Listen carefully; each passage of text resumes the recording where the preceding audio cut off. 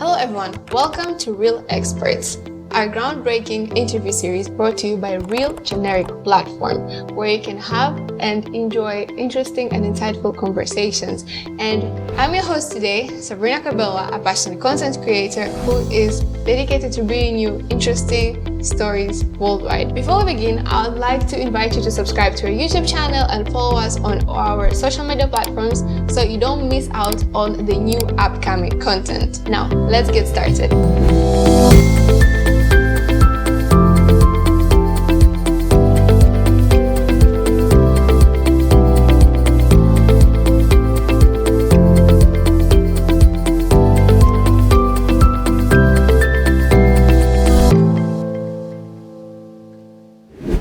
Today, we have a very special guest, Architect Russell. Architect Russell is an RABA chartered architect in Tanzania who won a various amount of awards for his unique architecture and content on social media. He has won International Property Awards for the Best Office Architecture, the International Property Award for the Best Office Development, and the Global Architecture Alliance for the Best Social Media. Architect Russell participated in some very big projects in Tanzania, such as the CRDB Bank on the Nyerere Road, Aura Mall, the Evoke Luminary Office Building in Masaki, NHC's Morocco, Evixia, and the Pyramid Hotel in Zanzibar. He has also worked in other countries such as Kenya and Zambia. I am really excited to have you in this event today and talk about your experience and all the projects that you participated in. How are you doing? Thank you. Thank you for the introduction. That must have been very difficult. But thanks very much.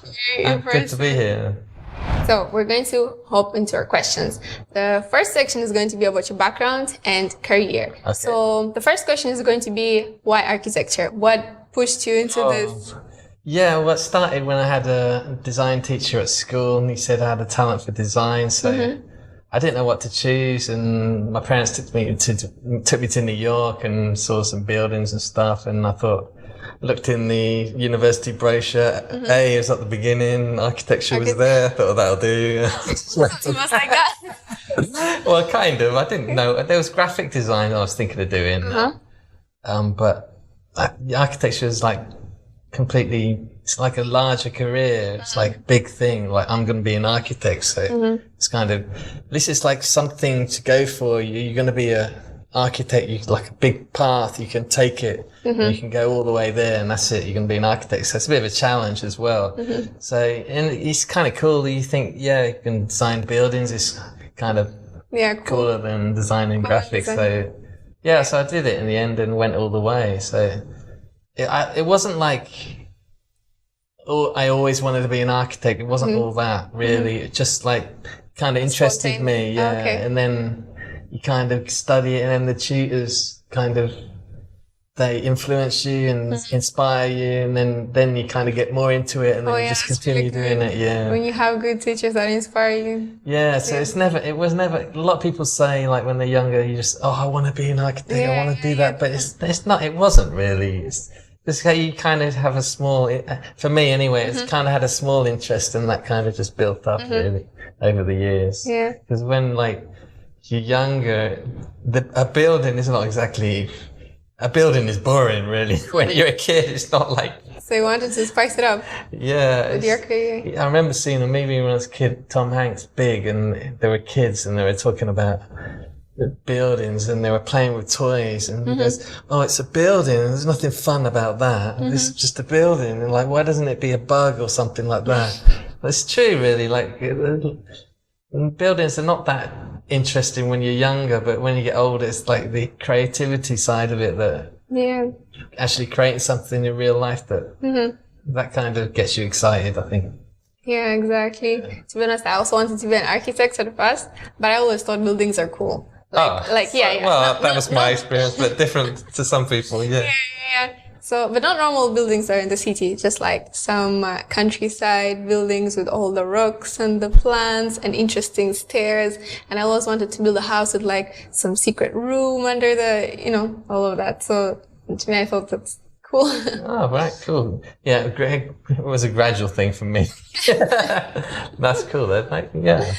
Okay, so our next question is, can you tell us about some of your early inspirations that shaped you into architectural vision? Yeah, I think like that first time I went to New York with my parents, it's inspiring seeing it's crazy. I was 16 and went to New York. You're literally walking down the street, you're looking straight up. So much going And then we on. went to this hotel and you couldn't even see, I swear to God, you couldn't see the road.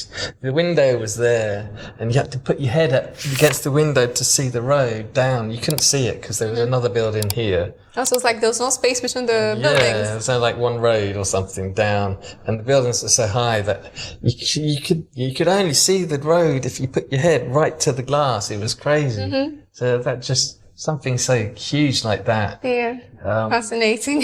Yeah, those kind of things. And then like later on, traveling, going to see buildings.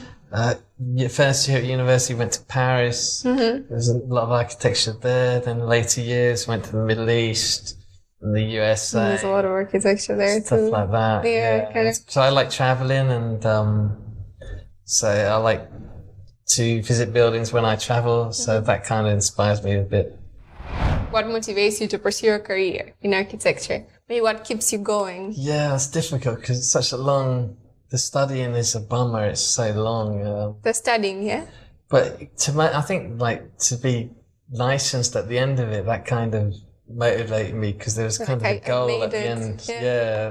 But a lot of, that's the thing with studying nowadays. When you study something like you don't get some subjects you don't have a license, like business studies. I don't want to put careers like that down, but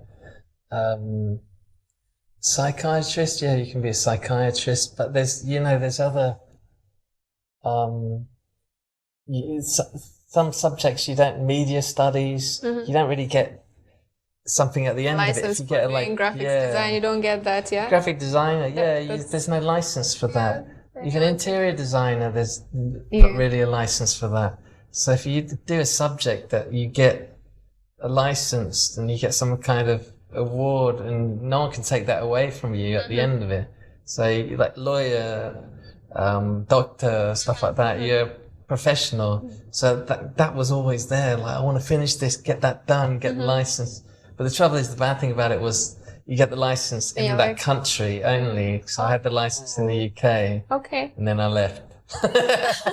So I didn't have the license anymore. So how does it work? You can't choose license anywhere else in any other countries? You can apply. Some let you, some don't. Most of them don't let you. Like, they're in the middle now of doing a collaboration, UK and USA. They're doing it. They only started doing it now, but you can't, like, an architect can't go to the USA. And so what happens if you go to UK maybe just to study and you actually live in USA? If you're an architect in the USA, you come to UK. To study architecture. You can study it, yeah. And then you will be able to work in UK only. Yeah, if you went all the way and did your license and everything, yeah. And then if you went back to the USA, you wouldn't be able to. But it's weird because in the UK, anyone can design buildings. You don't have to be an architect. So it's just the name that's protected. You're allowed to call yourself an architect there, but anyone can design buildings in the UK. They just call themselves architectural designer or something like that. But other countries like here or USA, they have Australia, they have rules that you're not allowed, only an architect has to design it or something. It's a bit weird, which is different to the UK. So you have to be registered to actually design a building over a certain size or something. But in the UK, it's different. You don't. Anyone can design a building. I don't know if that makes sense. Okay. Yeah. Okay, interesting. So yeah, getting a license was the motivating me, really. Okay. But after that, motivation was when you start working. I wanted to work in different countries. I had this thing, I wanted to work in every continent. So I worked in Europe, then I worked in Asia, I worked in Thailand, then I worked in Australia. That's so cool. And then I came to Africa, and the only one left was America, which I was thinking of, but after living here for a while, someone asked me the other day, like, why do you want to live in America? And I couldn't answer them. I was like, Oh, so you like it here? Yeah. So Really? That's nice. Yeah. So maybe I'll just I'm happy enough to stay here at the moment. Yeah. Okay. Wow, interesting. What was your education path like? Like maybe Oh God, long. how long did it take? How many years? Well, to do it, it's like 3 years in the UK. It's 3 years full-time study, then work for at least 1 year supervised, then go back work for 2 more years full-time study, then work for another year supervised work experience, then take an exam. So that's 7 years, but it took me 10 because I worked longer and stuff like that. Because of the traveling? No, instead of taking 1 year work, I worked for 2 years, then went back to university, and then I worked for 3 years, then took the exam. And then I failed my second year as well at uni. I repeated that. So the whole thing took me 10 years. And I think that's the average time. Some people do it in 7 years, which they're pretty good. Over 10 years, if people don't do it within 10 years, they usually don't bother. Yeah, so if you do it within, I just got in there. And then the recession hit in just as I passed the exam, so I was quite lucky to finish that. So yeah, took me 10 years to do all that. Yeah. I don't know, I always thought it's 5 years. No, 5, 7, yeah. Oh, 5 years studying full time. Okay. But then you need 2 years, at least minimum 2 years work experience. Yeah. Okay, that's a lot. I think it's the same in Tanzania, I think roughly. Yeah. The next question is, you had so many projects, in your career. I don't even know how many. I'm pretty sure there are like a lot of them. So what was your favorite, like the most memorable one out of all of them? Probably the first one in Tanzania, Luminary on Haile Selassie Road, because that's probably the first building I could say I designed really, and because that's the reason why I left all the other countries. I wouldn't get into design anything. There's all the directors and stuff having all the fun directing the projects. I worked all those countries. I hadn't designed a building properly. It was like I was getting fed up. I was in Australia and had a job interview, and I told them like I want to design buildings. I've been working so many years. I'm just doing crap all the time, drafting, helping, assisting other architects or other directors. More freedom. Yeah, and it's all they hire people up having making all the decisions. Yeah. I was fed up of it, so that's one of the reasons why I came to Tanzania. Okay. So first project here was most memorable. Now we're going to go to sustainability section, yeah? Okay. So sustainability is something that's very close to our hearts. Yeah, we like a proper and efficiently working building. So maybe could you tell us how do you incorporate sustainability in your designs, architectural designs? Maybe there are some little fun facts. Yeah, so sustainability is for me, it's about 4 things. It's saving energy. It's not just saving energy though. People think it's just saving energy, saving the environment, but it's saving energy, saving water, health and well-being, and efficiency. For me, they're the 4 main things. So first one, energy. So saving energy in the building, stuff like if it's a hot climate like here, you keep the building cool, so you can put shading on the building on the outside to stop the sun hitting the building. Or the type of glass you use is special double glazed glass. It's got a low E value, so the temperature difference from inside and outside. Some sort of insulation going on. Yeah, so it keeps the temperature stable. So you use less air conditioning and stuff. Once it's cool inside, it has less chance of getting warm from the outside.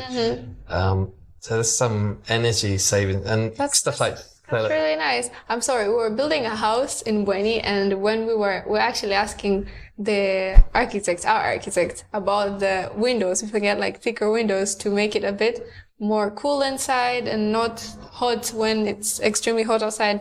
And then he was just looking at us like, huh? What is that? He didn't understand what we're talking about. It's double. We're like, you know what? Never mind. Double glazing. Just put the normal glass. Yeah, it's double glazing because the first project here was one of the first buildings that had double glazing here. I said let's use double glazing. No one was using it. It's expensive though. Yeah. and we used it, and it was the first LEED rated building in Tanzania. It's Leadership, Energy, Environmental Design. Got gold rating as well. And it really helped with the temperature difference. So there's that, and there's putting solar panels and making energy. The solar panels on the roof, they generated about 10% of the energy of the building, so that saves energy. Other things, different light fittings that save energy. That'll be on energy. Then on for water, saving water. Rainwater tank, and you can collect the rainwater and use that to water the plants. Okay, yeah. So I always incorporate a lot of gardens in the project, so use that water, save the plants, and also saving water. You can have fittings on the taps and showers that reduce the flow rate of the water, so you don't use too much water. It's called flush rates for toilets and flow rates for taps and showers, so less water comes out. It doesn't flow directly, it goes like little tiny sprinkles. Yeah, so you use less water up. So that's a good tip for saving water. And then health and well-being is stuff like natural light. So people are healthy, and there's filters on the AC. Every occupied room has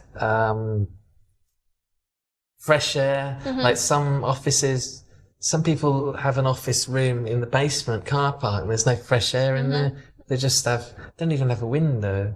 It's like dangerous because there's cars in there, you got exhaust. So some people live in a room, there's no window, they don't open the fresh air. Like, there was one project up at staff room in the basement, but because there was no windows, you have a duct that puts fresh air into it. So every room should have some fresh air. As I said, daylighting, and then there's views. This is health and well-being. Like, really makes a difference. Like in an office, people work harder. A bit relaxed environment. Yeah. If it's a school, they work harder. If it's lots of light and air and things like that. That's really important. I feel like a lot of people underestimate that. Yeah, and the views. There should be views towards something that moves, like the sea or some trees or something like that. They're always and like, the site on your project should have a certain percentage that's good.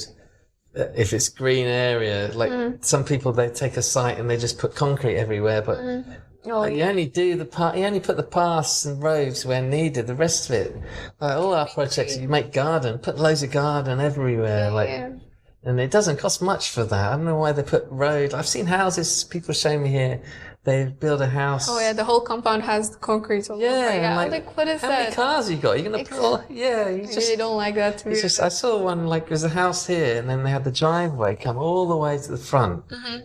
Like put their cars at the front of the house. You don't need to just park there and put and then the rest of it can all be your garden around the house. Just walk. Yeah. Stuff like that. Yeah. More open space as well. More natural ventilation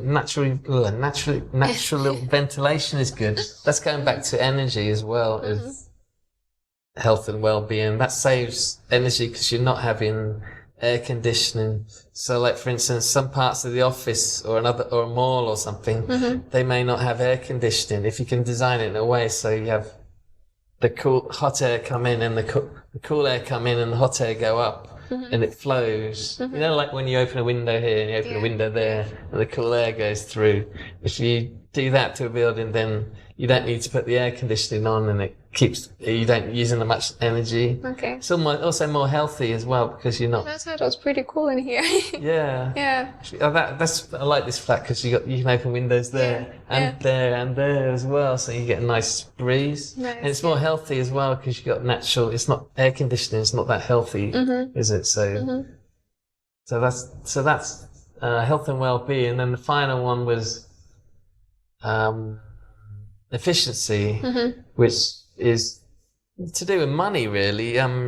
Don't put stuff that's expensive there, really, on projects. And there's materials. Don't get it locally rather than far away. You're using up energy as well, getting materials that have to be imported and stuff. That's very difficult though, because Tanzania, everything has to be imported. Yeah. So it's basically not. I like design that's not over the top. It's kind of simple, basic. That you have to here. Efficiency is quite big in Tanzania, so that's quite important to me.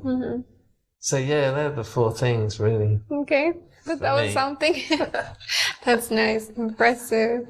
Another question was actually, I think you already talked about it, the Evoke Luminary Office in Masaki, that won the LEED award. Yeah, if you could tell us about that project. Yes, so it was the first LEED rated building in Tanzania, leadership, energy, environmental design. You basically, when you have a green building, you can get it rated.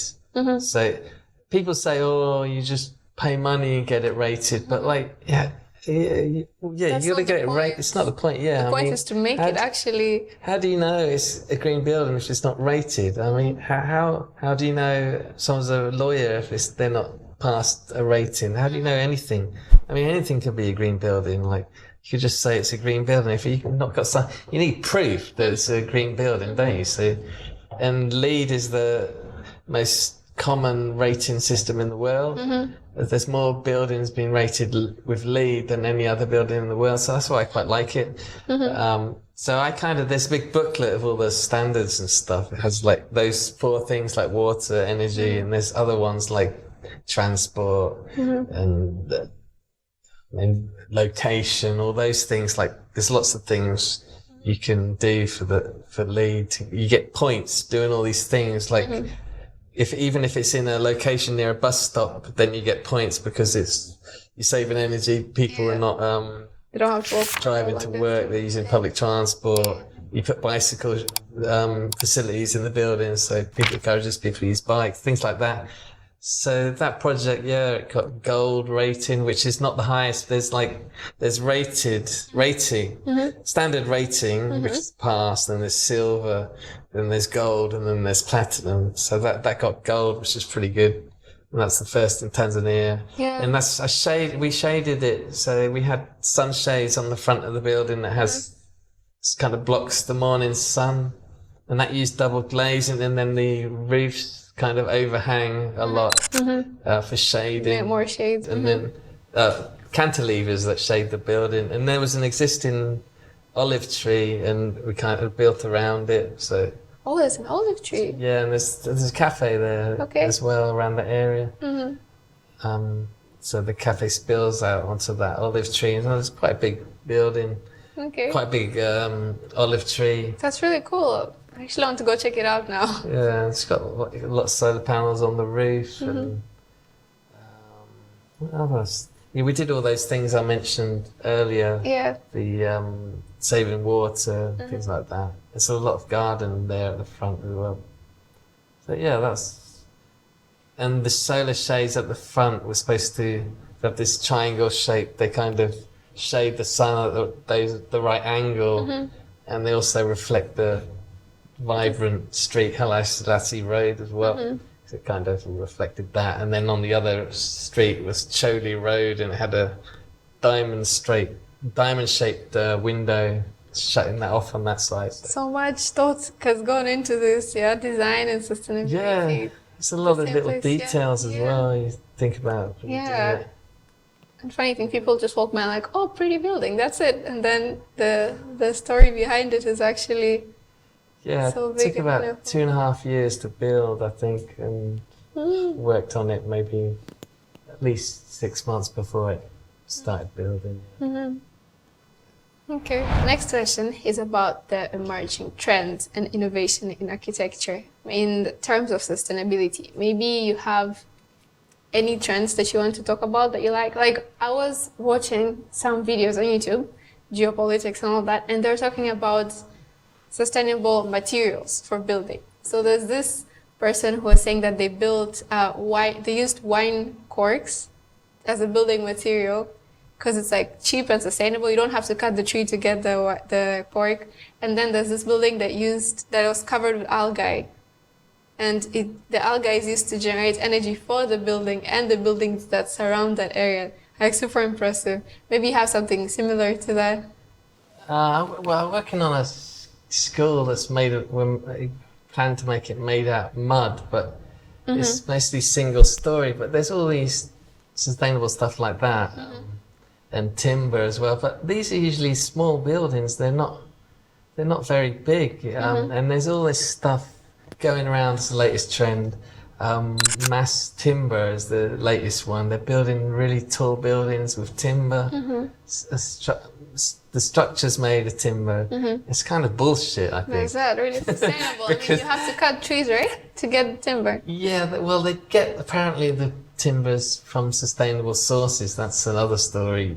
You can't just use timber. You got to make sure it comes from sustainable sources. But the higher you build, timber's not that strong. You end up using more of it and engineer it so well, and it'll become more. And you end up buying so much. It becomes expensive. You know what I mean? Because you're using timber as opposed to using steel and concrete. And okay, you see it. It's like a trend. They're just doing it to show off. Oh, look, we got a timber building. They're spending all that money on it, and they could have made it a lot cheaply. And how tall is the building? Like how many floors? They're doing tall ones now. There's like 12.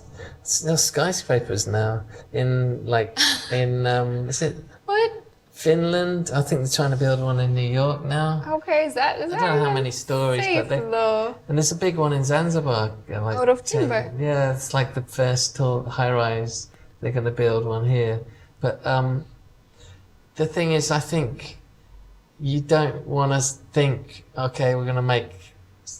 It's the structure, you see. It's the most important material in a building is usually by weight or by cost. So by weight and cost is usually the structure. So usually the columns and the beams, what holds it together, that's what costs the most. So they try to make that out of timber, but they usually end up putting loads of concrete in it anyway to make it work. So I think you got to think, okay, we can still make it, because everyone thinks concrete and steel is pretty bad in the environment, but I think you got to think, okay, we can make it out of concrete, but let's reduce the concrete or steel and then add some timber, not the other way around. Okay, let's try and make it out of timber only. Yeah, so that's the thing. So it doesn't sound so good. I know it's ambitious, but I don't. Yes, that's a trend at the moment. Okay. Yeah. Okay. How do you approach each project and bring your unique vision to reality? It doesn't really come from one person. It comes from a lot of people in the team. It's always it's teamwork, really. And like sometimes the building just designs itself. Like my boss comes over, gives me ideas. Other people come ideas. It's kind of just happens sometimes. Yeah. Everybody plays a part in it. Yeah. So it's not. It's never like one person. Everyone likes to think that. I mean, I start off just like a plan, how big the areas are going to be, and then nowadays I try and think of a theme, like what's it going to have a theme about? Is it going to be Maasai theme, or is it going to be ocean theme or seashell, something related to the area? So the shapes might look like that, make it, but mostly it's the plan. You got to make the plan work first. If that works, and then that kind of dictates the shape. It's not really, it's the other way around. It can be sometimes, but that's how I work, really, because efficiency is quite big here. So the plan is quite important. So yeah, plan first, and then everyone's 3D stuff. Your team around. Yeah. Yeah. You kind of like motivate each other. Yeah, and getting inspired by local things, and it's the theme. That's what makes it architecture as opposed to a building. Having a theme of it. I don't know. It could be a Tanzanite diamond theme of a building. It could be some Arabic Zanzibarian theme. Something like that. If it has a theme, then that's cool. That's what makes it good, I think. If you have a strong theme or strong concept, then that kind of follows through. That's the kind of idea of architecture. It has to have it's kind of a theme that everything in the design kind of relates to. So that's what makes a good building, I think. Okay. Is there any particular advancement or technology that you find really exciting? Apart from the timber. AI, I suppose. AI? AI? Really? You like it? Actually, there's this video I saw that AI is replacing interior designers and architects. Do you agree? No, like not really. I think it's just helping a bit. Like those themes I was talking about. I was playing around. I was typing in Tanzanite themed skyscraper, and they were giving me ideas. It was Tanzanite themed skyscraper in Dar es Salaam. I typed in that, and they gave me some cool ideas. Dar es Salaam specifically, yeah? Yeah, and it just gives you some images of buildings, and you can just take your ideas from that. It's like really good. Like it's a starting point. It helps you, and it's helping a lot now. Even in interior design, you can just do like a Maasai themed auditorium interior in Tanzania, and they'll give you something like that, and it gives you some really good ideas. Actually, yeah, it's like pretty good. And then there's all the mundane tasks, the boring tasks of drafting and stuff. They're going to be replaced by AI. So repetition and stuff, you don't have to do that stuff anymore. Yeah, that's even like going on not just architecture, even content creation as well. You can create animations and stuff now. Did you try doing that? No, I was reading about it, but I want to try it. You can practically write a script, and it'll make a cartoon for it, and you can probably put your face on that cartoon, and it'll create it for you. Crazy. Yeah. It's replacing animators now. Yeah, and artists. Yeah. Graphic designers. I also saw that thing like, can you make a logo of McDonald's themed in a vegetarian ta-da-da-da with a little bit of blue in it, and then boom, it makes you the logo, and you're like, yeah. I was thinking that about the other day. I was thinking it'd be good for graphic design. Yeah. Oh, in AI? Logos probably. Be good. For your merch. Okay. Can you share interesting or unknown facts about your iconic buildings? My projects. As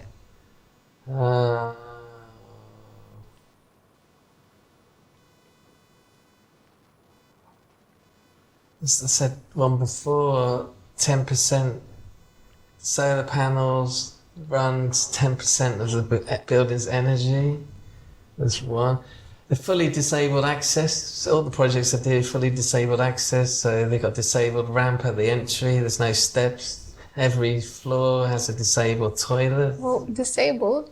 Yeah. What does that mean? Accessible. So for people in wheelchairs. Oh, for disabled. Okay. Accessible.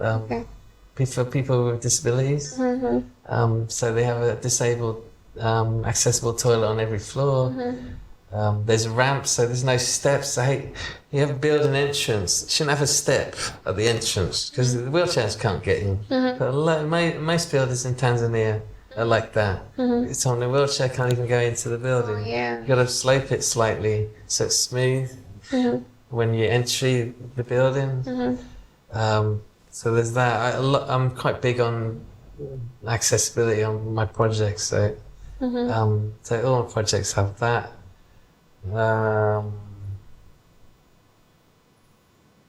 No steep steps. I saw a video about the steps in Sleepway once. Oh, yeah. Yeah, how steep they are. Too many steps. Yeah, too steep. And the other ones, probably a lot. I've put some electronic car charging points. Really? Yeah. Okay. Even Luminary had that, and once in Zambia did that. It's a green building thing. You put them in. Just in case.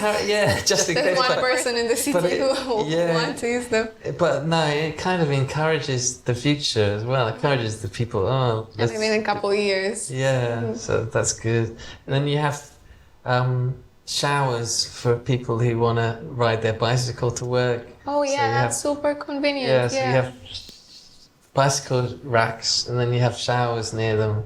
So encourages people to use their bicycles. Okay, that's really nice. Some of the projects I work on, like you won't believe, there's Market Square and Luminary. There's two, but people don't know. There's 2 stories of basement underneath as well, car parking. Yeah. True. Yeah. Okay. Even Market Square's huge, like a huge site, and the whole site is digged up 2 stories, and there's 2 stories of car park underneath. There's so many car parks required on projects, especially office buildings. It's like I can't remember. I always forget it. Maybe like one space per. Oh, how many square meters it is? But you need sometimes you need hundreds of car park spaces, and that dictates the design a lot of the time. So yeah, parking is a big thing. Even if it's not at the front, there's usually a lot in the basement, hidden. Yeah. Could you take us through creating one of your notable projects? Yeah, so there's one I did in Lusaka. It was kind of had it was on a road, quite a bit, not average busy road. And then the city centre was over there, and I kind of shaped the building from that corner. So the focal point on the building was the corner. So I kind of pointed the building towards that city centre, and the lift raised up, and then I put like a courtyard underneath that corner. So the corner was kind of the dominant feature of the building. The roof was raised up, and then because the building was faced north, straight north, and east west, the sun orientates round like that. So on the north, to shade the building, you put horizontal like shades, and then on the east and west you put vertical shades. So it was basically horizontal shades there and the vertical shades, and then the thing in the corner, and that kind of dictated the shape of the building, really.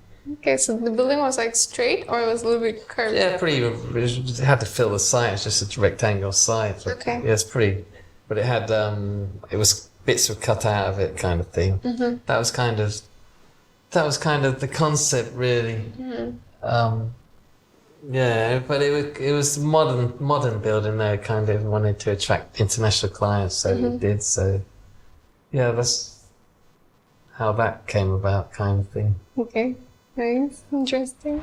Okay, so can you share with us the equipment or technology that you use to bring your architectural plans to life? Like maybe you mentioned the AI before. Maybe like a little tool to give you inspirational ideas. So yeah, it always starts off with pencil, sketch, tracing paper, or just paper, pencil. Then goes into software, Revit usually first. Software called Revit, which is building information modeling software, 3D modeling. You're basically modeling objects in the software, like you're putting in walls, windows, doors, and each object has information in it. So it tells you how big the door is. If you click on it, it'll tell you how big the door is. If you've got a door handle, what the material is, and stuff like that. And you can count how many doors. It does it all for you. Okay. So you model the building in 3D, basically. So that starts quite early on. As soon as you do a little sketch, you kind of end up putting it in the software straight away. And then you start planning around. Then I start using, for the theme, I'm starting to use AI now. It's a program called Midjourney. Everyone's using it now in the architecture. Is it for free? You can use some of it for free, but if you get a certain amount of images for free, you type it. You got to do it through Discord, you know that software, Discord.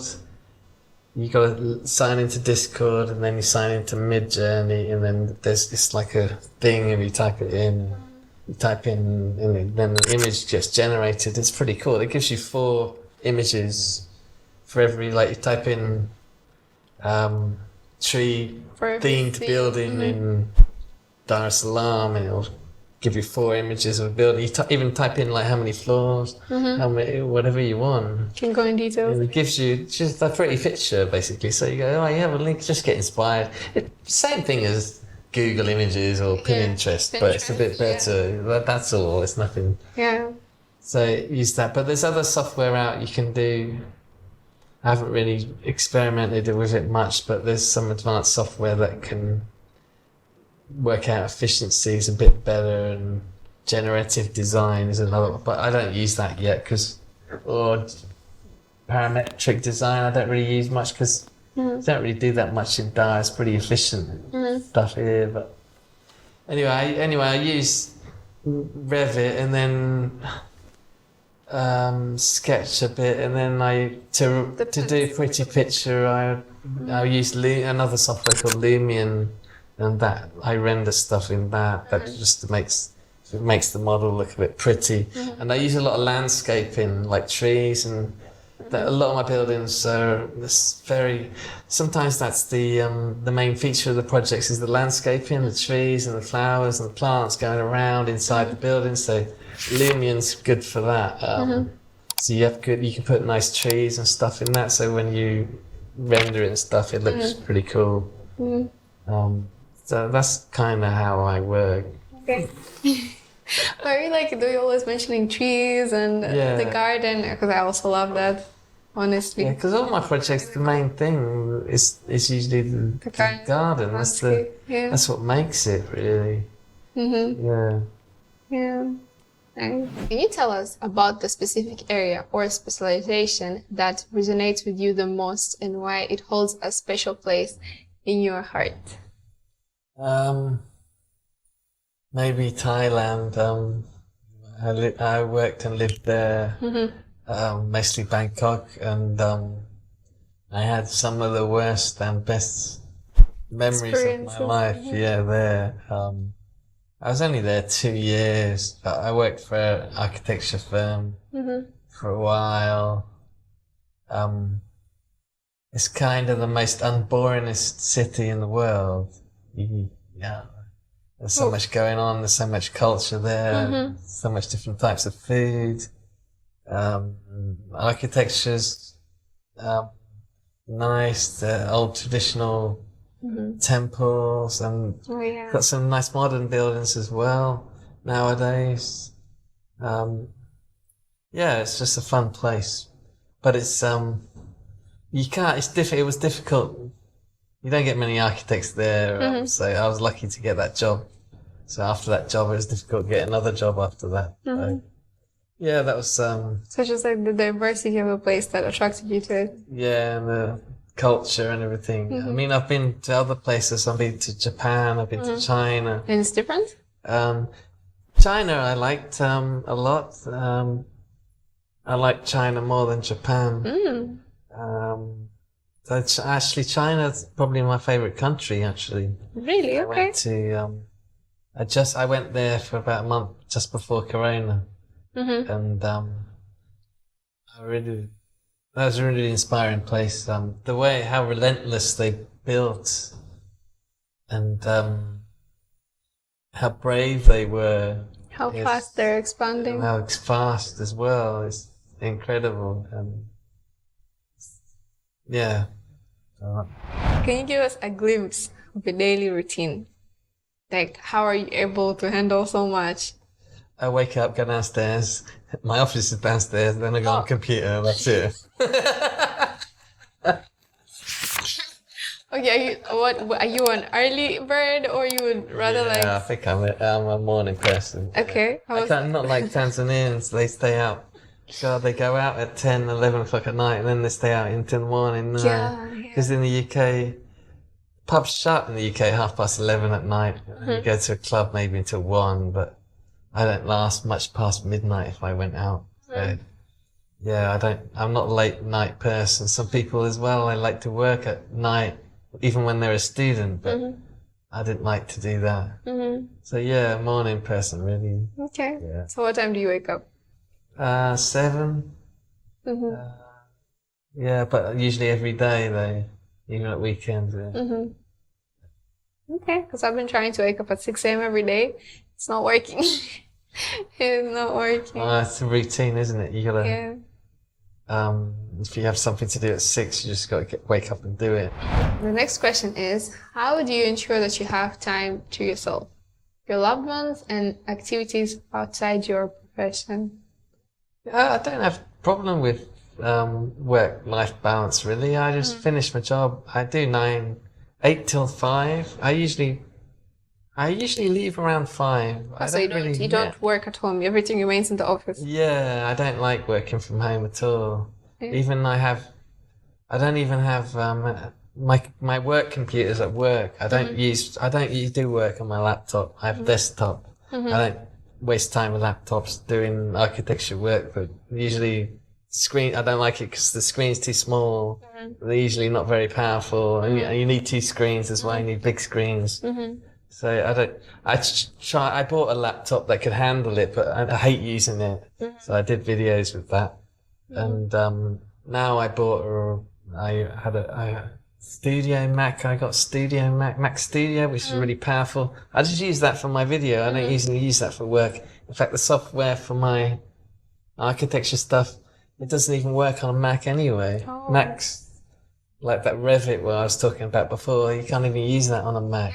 So I can't do architecture work on a Mac anyway. So I got my computer at home is for pleasure, and then the computer at work is for work, and that's it. So that's the balance. Yeah, so it works. So I don't do any work at home at all. At home is just making content. Yeah, exactly. Exactly. So it's easy for me to shut off. I've always been pretty good at that. I don't really stay late that much. Yeah, a lot of people used to do that in England. You know, stay late, suck the boss's ass, and kiss the boss's ass, and but I just go in, do hours. Yeah, because once you start working late, then people expect it to keep on increasing. Yeah. So and I work 6 days a week though, as well. So that's kind of pretty hard going. So at least it feels like, I'm working 6 days, so I better manage my time. I'll just leave. I'm not gonna stay late if I'm working 6 days a week. True. It's because I never work 6 days a week. It's all 5 days. Well, So Sundays are free. So I think first you should tell me what biophilic design is. Yeah, I talked a bit about that before. When you integrate gardens and plants and stuff inside the building. Oh, that's what it is. Yeah, it increases health, well-being. Okay. You feel at nature. You feel more relaxed at work or at home. It's supposed to improve your work life, improve your do more work, learn more if it's a school and stuff. If it's a hospital and you have spaces to go out in the garden when you're walking around. I was even in Aga Khan and had my appendix out and I went outside for a walk in the courtyard. It was nice. They have the garden. It's all been proven that it makes you recover faster. Makes you recover faster. When I went out for a walk, my thing went up and it's the wind went like that. That was quite funny. But then it increases your work, do better at work, do better at school, you heal better. So integrating plants and stuff is good. And I said all my projects, we put gardens everywhere. You don't feel like you're trapped in four walls. Yeah, even on the roof, on the walls, we're putting planters everywhere. We do. We're even looking at putting them on the facade now, on new projects. We got a new project, it's an apartment building, and it's really a lot of planting is going in, and it's organic shape. The roof is like full. It's got an organic swimming pool and then grass everywhere. That's going to be exciting project. Yeah. What project is that, or it's a secret? A secret, yeah. Secret. Okay. And we'll be waiting. Okay, how long will it take? We haven't started. It should start on site hopefully within this year. Maybe, hopefully. That's when the project will get started. Hopefully, yeah. That means we'll have to wait for a long time. Yeah, it's high-end apartments, yeah. Okay. We'll be waiting, looking forward to that. Thanks. What do you think of parametrism and its potential pushing for the boundaries of architectural design? Yeah, it's good. I don't really use it much. It has a lot of potential. Maybe can you tell me what this is It's first? kind of using algorithms to. It's kind of you're programming it to do little shapes and put the apartments around in funny directions, and it's like it's software, and you kind of use algorithms to generate stuff. But generative design is more interesting. It's when it's generating the design for you. You type in like, oh, it's this. You kind of put in parameters as boundaries. So you say the site's this big. You can only go this high. There's 5 apartments that are going to be this big on that site. They're only allowed to be this high. They have so many bedrooms. They have a reception. They have this. You put this all in the software, and then it'll run about 100 different options on the site. And then you just pick which one you like. Oh. Yeah. Okay. So that's a starting point. So this is quite good. I've been trying to learn it, but I haven't had time. Yeah, so that's generative design. It kind of generates the design for you. You like type in all the parameters, then you come up It's like, with this at the end of it. okay. So it's like some sort of an AI thing going on. So it kind of designs it for you. As an architect with a lot of experience, what are your personal philosophies when it comes to architecture? How would you describe your overall approach or guiding principles in your work? I believe in thoughtful, pragmatic design through simple spatial spaces that improve people's lives. Okay. That's something. I'm glad I got that off my chest. Okay, so maybe a little bit more about that. I feel like simple, efficient. That's why I'm in Tanzania, so efficient, doesn't cost much money. Not too fancy, easy to build, because Tanzania is a lot of that. So that's how I'm influenced in that way. And people want to build and that can actually be built. That's where I think where a good architect comes from, a bad architect. A lot of these architects, they do a fancy thing, they haven't got a clue, and they don't draw it properly. It can't be built. They don't understand, because I work for a construction company now. I know how it's been built and what's pragmatic, what's practical or not. So I learned a lot of practicality living in Tanzania. So I'm more into the practical side of design, really, other than this fancy details and stuff. like, what, can you give an example? Taj Mahal or something like that. It's not that fancy, really. It's just the materials are really beautiful and it's a bit symmetry. This is the marble used in Taj Mahal. Okay. It's like white and it's quite transparent as well. You can see it. It's like marble. You can slightly hold up to the light. You can see through it slightly. Yeah. So it's like beautiful material. It's not just the building. It's the material that is absolutely beautiful. That's what made it beautiful for me, and it kind of reflects the light and everything. So what is... Symmetrical, and the story behind it is beautiful as well. He built it for his wife who passed away and things like that. And but there's not much of a building. It's just a tomb. The body is inside. That's it, really. So the Taj Mahal, what is made out of this material? Like, what parts of the building are made out of? All of it. All of it? Yeah, The whole... like cladding, I think it is. Wow. Yeah, that's all the white material on the outside, yeah. Very nice. Yeah. Can't imagine. It must have been breathtaking. Yeah. Wow. And I think the symmetry as well, it's like perfect symmetry, isn't it? It must have been expensive. Yeah. Because it was the story behind it as well. He built it for his wife as an expression of her beauty or something like that. Okay. But then there was loads of bad stories that upset me, saying, "Oh, he had 4 other wives." Oh yeah, I was about to ask him. Like, didn't he have like several wives, or he had like a favorite one, I don't know. Yeah. or he just wanted to spice it up a little bit, make it. And then they were saying people who worked on it, they cut off their hands so they wouldn't build the same thing again and things like that. Why? Because it was very bad. It was very hard to build it. Oh, so they didn't want people, the workers to build another replica of it, so they cut off their hands. I don't know, that's a load of rubbish. I don't believe my stuff like that. Yeah. I hope that's not true. I hope it's not true. There's another example. The pyramids of Giza, it's just a simple shape, but it's like the perfect thing. Sydney Opera House, it's just a really nice shape. It's pretty simple, really. That's not that simple, but it's a simple shape that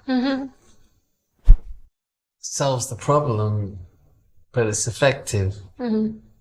Because where I live in Tanzania, it's all about efficiency, so I'm all to do with something that doesn't blow the budget as well. So like minimalism. Yeah, I like minimalism.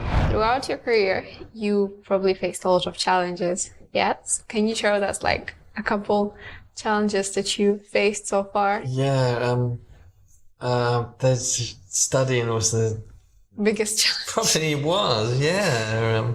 It all started with a challenge. Yeah, becoming an architect was the biggest challenge out of the lot. For me, and the rest of it is gravy after that. It's all gravy. Okay. All you have to do is make it to be an architect, and the rest of your life is gravy. But there's other challenges on the way. I've been out of work, been broke before, I've had trouble when I've been abroad. I was trying to get jobs. I've been broke abroad and stuff. Troubled finding jobs. Architects are famous. You don't get paid as much as you think compared to a lot of careers. The amount of work you put in. Yeah, the amount of time you study compared to you get, an engineer might study 3 years, an architect study 7 years, and get the same amount of money and stuff like that. So that's a bit hard. There's a lot of people complaining about that, but I think that's because it's enjoyable architecture. You're drawing. There's all these people complaining architects don't earn that much money, but that's because you're drawing.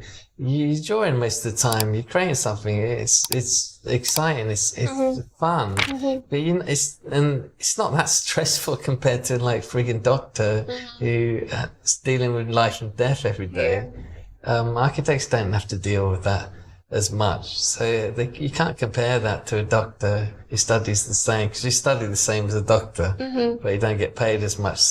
But it's different, really. So maybe you just have to do what you like, and you don't have to go the money motive. Yeah. When you finish your study and you go to the real world, you've been just doing fancy stuff at uni. It's nothing like the real world. As soon as you go in the real world, not everyone is willing to experiment. You end up doing crap for 3 years. You're just doing drafting crap. No one lets you design a building. So you got to try and get through, try and prove yourself. That's difficult. Yeah. Oh yeah, I understand. Okay, the interesting part. On a lighter note, we heard that you have a unique hobby outside architecture. Boxing. Can you tell us about that? Yes. Well, when I was a kid, I did karate when I was a kid. Now, a year ago, I started doing Muay Thai. Because I lived in Thailand, didn't I? So okay. Muay Thai is kind of kickboxing.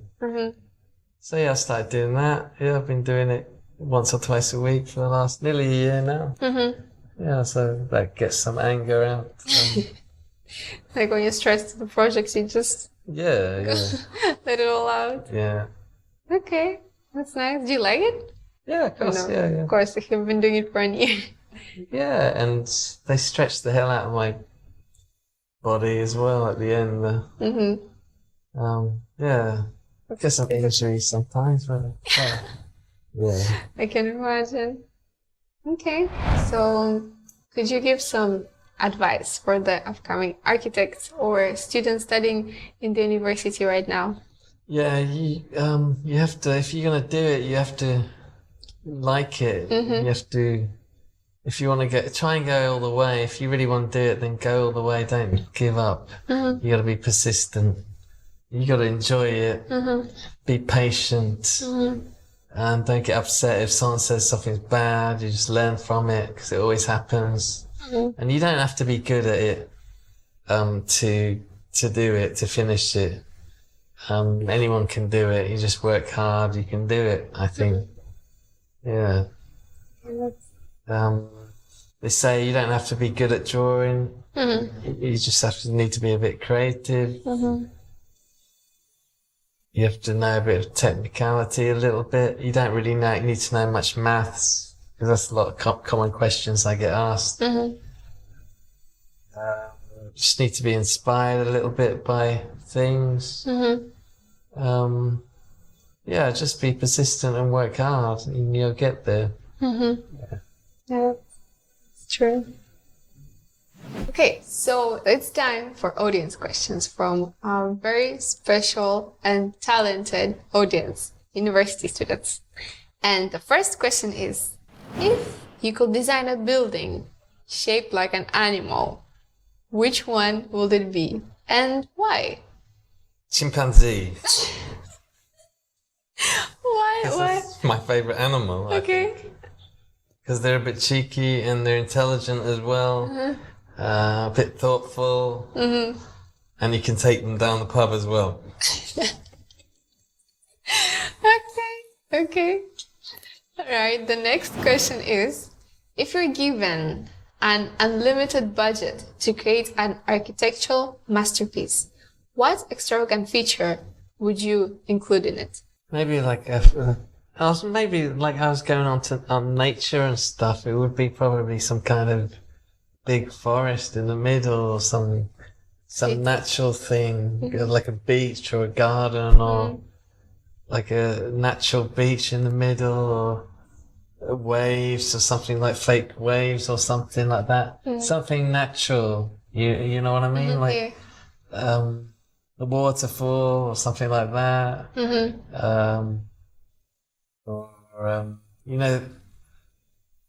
Like that thing. There's that thing in Saudi Arabia they're building. It's like, it's an indoor. It's like the Truman Show. It's indoor, but it's outdoor. It's like, feels like you're outdoors, but it's inside, and they got screen all around the walls, and it feels like you're outside, and you can change it. So something like that, something that brings nature in. That sounds really good, especially for Tanzania, because there's not much parks or anything. So are you talking Tanzania? Is it? Huh? Is it Tanzania we're talking about? Yeah, but you don't have to. If it's Tanzania, then yeah, put something like a natural park in there with the animals, like a crater, another Magara crater, or a mountain or something in the middle of the building, or a garden or something, or beach, or safari parks or something. In the middle of the building? Yeah. Oh. With animals inside. Okay. Yeah. How does that work? Interesting. So something natural, you know what I mean? Yeah. Yeah. I said that's weird, because I said at the beginning, something new technology, but now I'm thinking, yeah, something connected with nature. Yeah. I mean, new technology can help you connect with nature sometimes, in some cases. Yeah, if like used that. the right way. Yeah, it should be holograms or that kind of thing. So the third question is, what is the most challenging aspect of your job as an architect? I did a video the other day, today actually, and I said the most stressful thing, which is one of the most challenging things, is when something happens on your project that you don't know about. This is when something's happening on site, when it's been built, and then someone changes the window and they don't tell you, or something happens on site and they can't do it, so we'll just leave that over there, and they don't tell you. And you're supposed to, everything has to go through the architect. You get engineers, you get landscape designers, you get interior designers, but the architect has to approve all those drawings. They're the lead consultant out of everyone. So if it doesn't go through you, then you can't direct it, you know? Yeah. So that's Gets really challenging, annoying, yeah. What's your favorite city to visit for its architecture? I might as well pick one, Dubai. I think. Dubai? Yeah. It's just crazy there, what's going on. I can go around all day just looking at everything. You never get bored of looking at the buildings of that place. So yeah, definitely Dubai.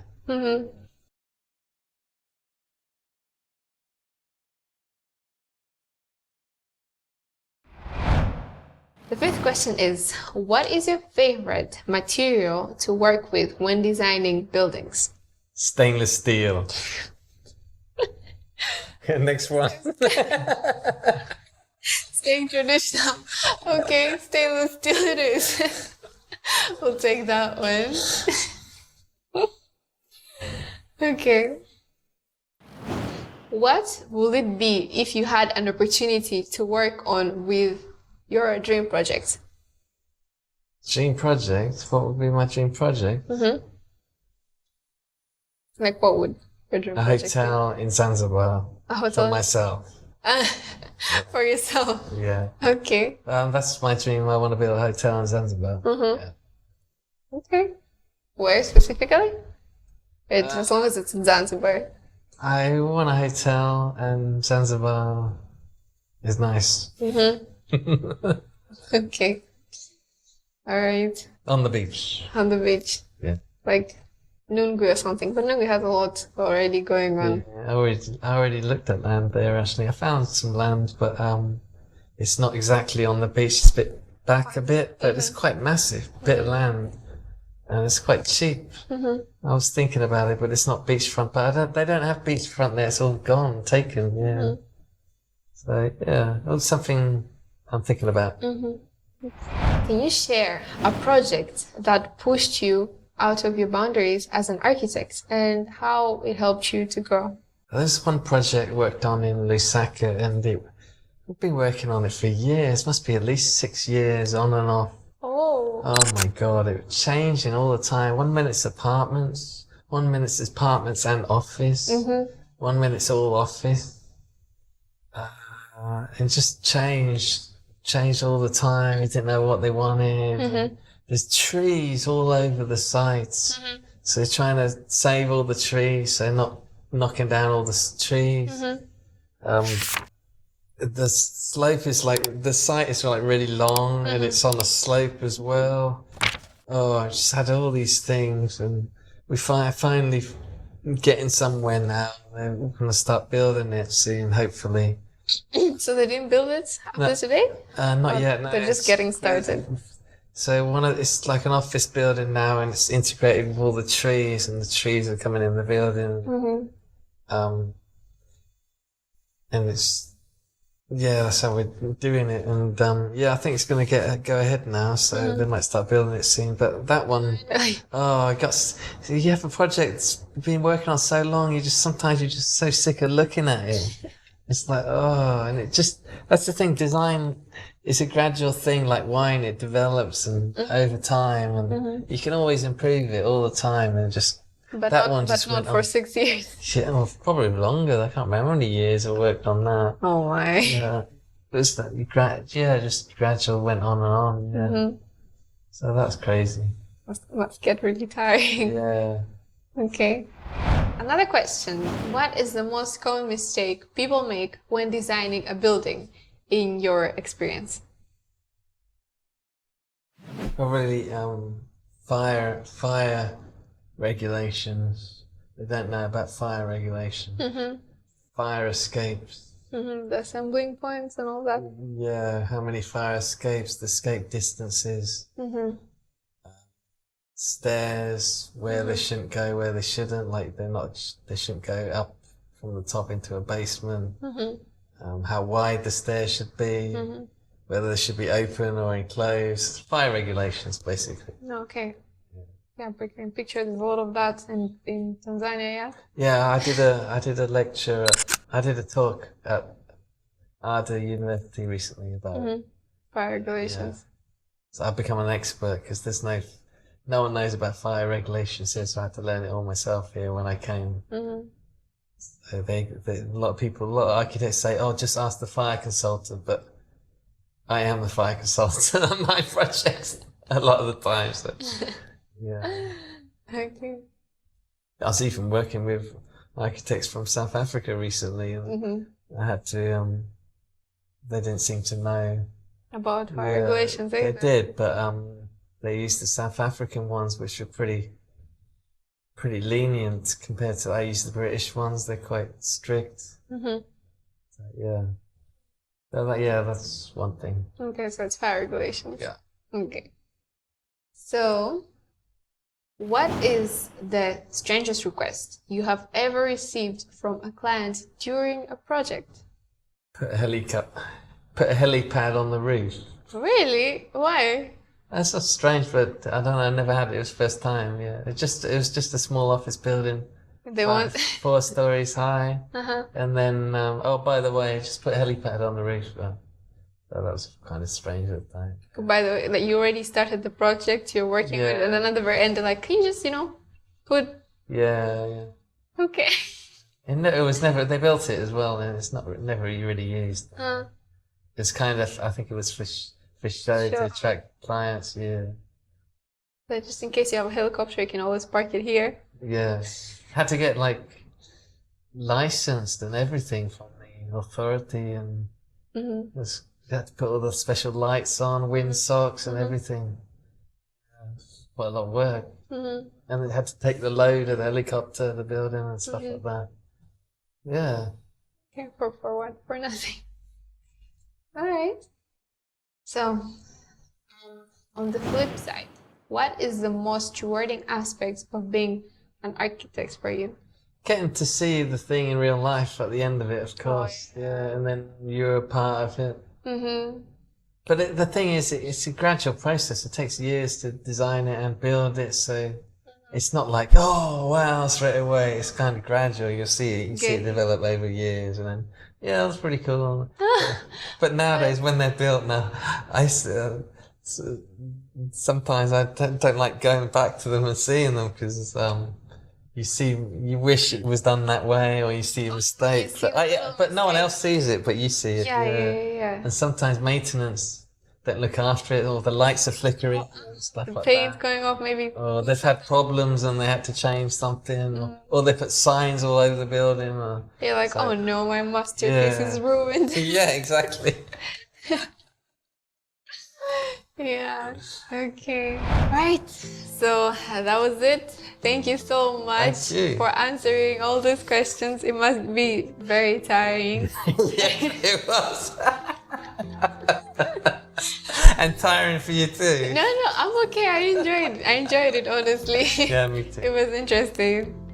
Yeah. So again, thank you so much. And just in case you want to get more of my content, you can also follow me on Instagram and TikTok, Sabrina Kabelwa. You get more of my lifestyle and personal content there.